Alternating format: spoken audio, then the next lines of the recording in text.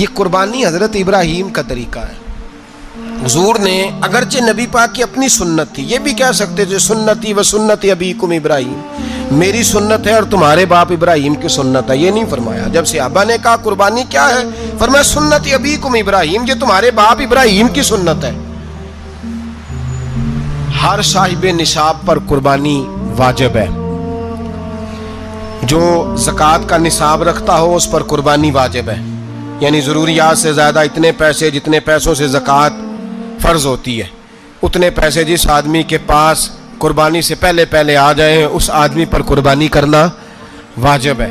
بکرا، چھترا، دمبا 1 سال کا یا دمبا 6 مہینے کا ہو پر اتنا بڑا محسوس ہوتا ہو کہ لگے کہ 1 سال کا ہے، اس کی قربانی ہو سکتی ہے. جانور میں کوئی عیب نہیں ہونا چاہیے، اتنا کمزور نہ ہو کہ ذبح جہاں اسے کرنا ہے وہاں وہ چل کے جا نہ سکے، اتنا کمزور جانور نہ ہو، اس کے اندر بظاہر کوئی اتنا بڑا نقص نہ پایا جاتا ہو، کانا نہ ہو، لنگڑا نہ ہو، کوئی اس کی ہاتھ نہ کٹے ہوئے ہوں، ایسا نقص جو واضح ہو. بکرا 1 سال کا، گائیں اور بھینس یہ 2 سال کی، اونٹ 5 سال کا. اب اس میں یہ ہے کہ ہمارے بہت سارے دوست، چونکہ ہم دیہاتی لوگ ہیں تو پوچھتے ہیں کہ دوندا نہیں ہے تو چوگا نہیں ہے، تو یہ ہماری پنجابی کی اصطلاحات ہیں. پنجابی کی شریعت اسلامیہ نے سال بتائے ہیں، یہ تو ہم نے اپنی آسانی کے لیے یا دیہاتوں میں جو ماحول تھا اس طرح کا جانور لیں، خوبصورت جانور لیں. جو نصاب ہے وہ بھی میں نے آپ کو بتایا، لیکن ایک اور پہلو بھی ہے. نبی پاک صلی اللہ علیہ وسلم پہ زکوٰۃ کبھی فرض نہیں ہوئی، کبھی حضور پہ زکوٰۃ فرض نہیں ہوئی. نبی پاک صلی اللہ علیہ وسلم کے پاس اتنا سرمایہ کبھی اکٹھا ہوا ہی نہیں کہ زکوٰۃ فرض ہو. لیکن نبی پاک کے صحابہ فرماتے ہیں کہ مدینے کے 10 سالوں میں اللہ کے رسول نے ہر سال قربانی فرمائی ہے، ہر سال قربانی دی. اور جس سال حضور حج کرنے گئے اس سال اللہ کے نبی نے 63 اونٹ ذبح فرمائے.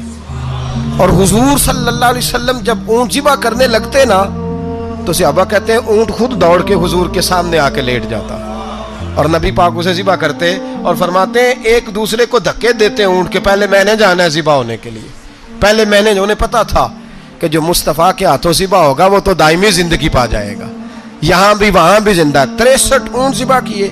ایک اونٹ میں کتنی قربانیاں ہوتی ہیں؟ 7. اب 63 کو 7 سے ضرب دو گے تو کتنی بنے گی؟ اور پھر نبی پاک صلی اللہ علیہ وسلم نے 10 سال مدینہ منورہ میں قربانی دی ہر سال. اب وہ 63 اونٹ، ایک اونٹ میں 7 قربانیاں، ہر سال یہاں قربانی. اور مولا علی شیر خدا فرماتے ہیں نبی پاک 2 قربانیاں دیتے. میں نے کہا حضور 2 جانور ذبح کر رہے ہیں آپ، تو حضور نے فرمایا ایک میری طرف سے، ایک میری امت کی طرف سے، غریبوں کی طرف سے. اور حضرت علی کو حضور نے وصیت فرمائی تو 2 دیا کرے گا. یا رسول اللہ صلی اللہ علیہ وسلم میں غلام ہوں، خادم ہوں. حضور نے فرمایا علی ایک تو نے اپنی دینی ہے، ایک میری طرف سے دینی ہے. 2 قربانیاں. مولا علی نے بھی ساری زندگی 2 قربانیاں دی. حضرت علی بھی مال کے نصاب نہیں تھے، اپنا مکان ہی نہیں تھا، کوئی کاروبار نہیں تھا، کئی دن فاقے رہتے تھے، پر قربانیاں کتنی دیتے تھے؟ 2. ہمارے پاس ویسے اگر سسرال میں، میکے میں، کزنوں میں کچھ شادی ہو جائے تو 50-60 ہزار کا خرچہ برابر ہے، وہ پکا ہے. اور قربانی کی باری غریب ہو گئے، سارے غریب ہو گئے، کہتے نہیں یہاں مشکل ہے. او خدا کے بندے، اللہ کے ساتھ تجارت کر، اس کے رستے میں 1 دے گا، رب تجھے 70 گنا اضافہ کے ساتھ عطا فرمائے گا. قربانی مال کے نصاب پہ ہے. کوشش کیا کریں کہ اللہ کے رستے میں جب دینا ہو پھر لیت اللہ سے بچیں، خوبصورت جانور لائیں.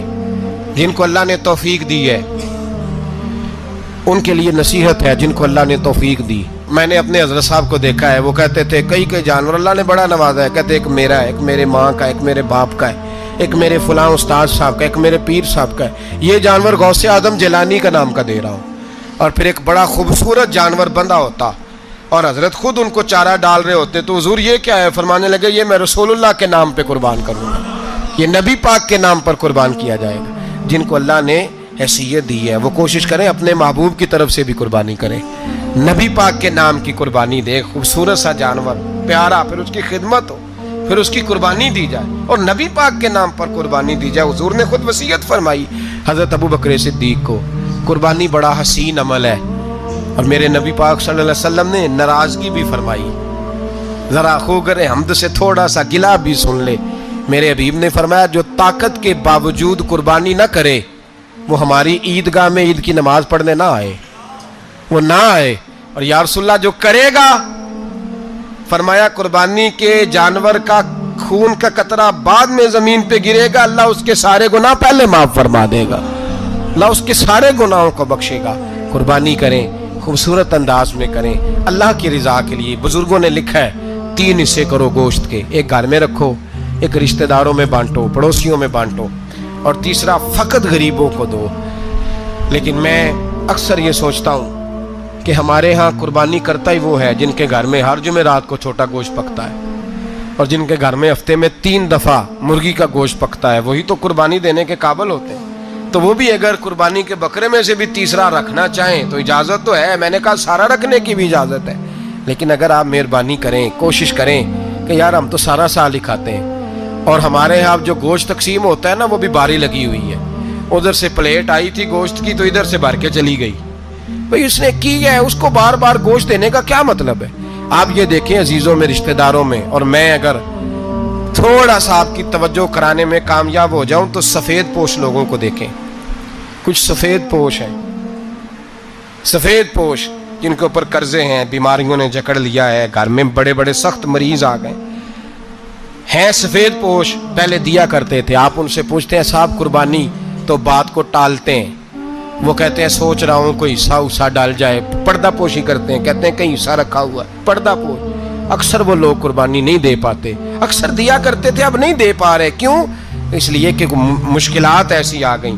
ان لوگوں کا خیال کریں، ان کے گھروں تک گوشت پہنچا کے آئیں، ان پر توجہ کریں. وہ سفید پوش آدمی کبھی ذکر نہیں کرے گا.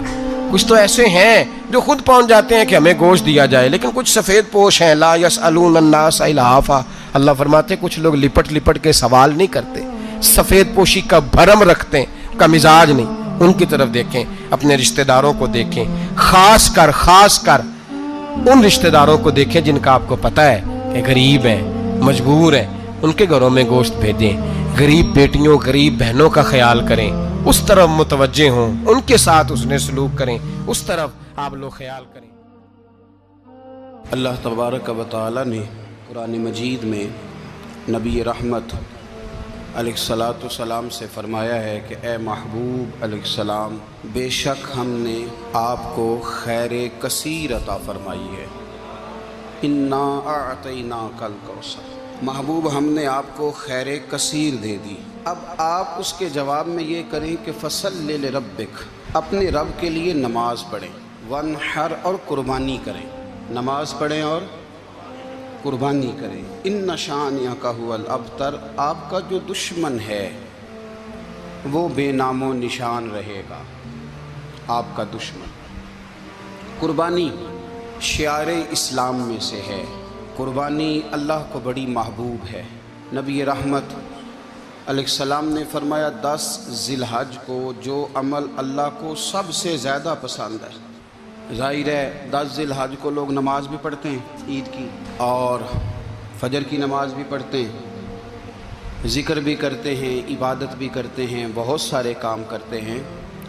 لیکن حضور علیہ السلام فرماتے ہیں کہ اللہ کو 10 ذی الحج کو جو کام سب سے زیادہ پسند ہے وہ خون بہانا ہے، جانور کو ذبح کرنا ہے. نبی پاک صلی اللہ علیہ وسلم نے اپنے غلاموں کی دلچسپی پیدا فرمائی ہے قربانی کے ساتھ، شوق اور ذوق کا ذکر فرمایا ہے. کچھ کام ایسے ہوتے ہیں جو کسی کی غیر موجودگی میں بھی ہو جاتے ہیں، لیکن نبی پاک صلی اللہ تعالیٰ علیہ وسلم نے حضرت فاطمہ الزہرا رضی اللہ تعالیٰ عنہ سے فرمایا کہ فاطمہ ادھر آؤ، یہاں میرے پاس کھڑی ہو جاؤ. یا رسول اللہ کیا ہونے لگا ہے؟ فرمایا میں تمہارے قربانی کے جانور کو ذبح کرنے لگا ہوں.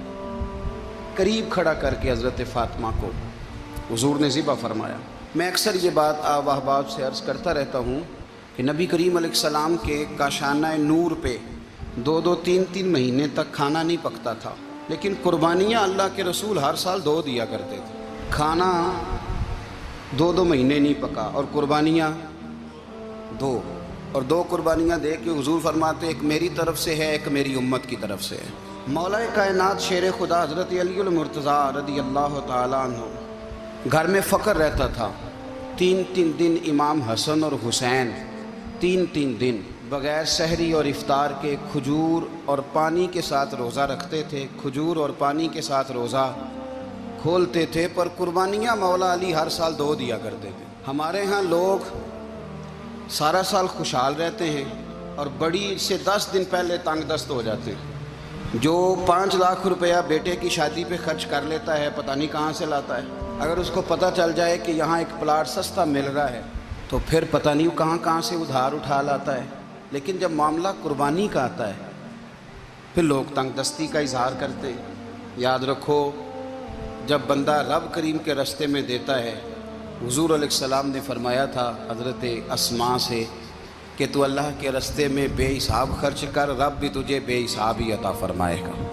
कुर्बानी के लिए शौक़ पैदा करें, ज़ौक़ पैदा करें और दिलचस्पी पैदा करें।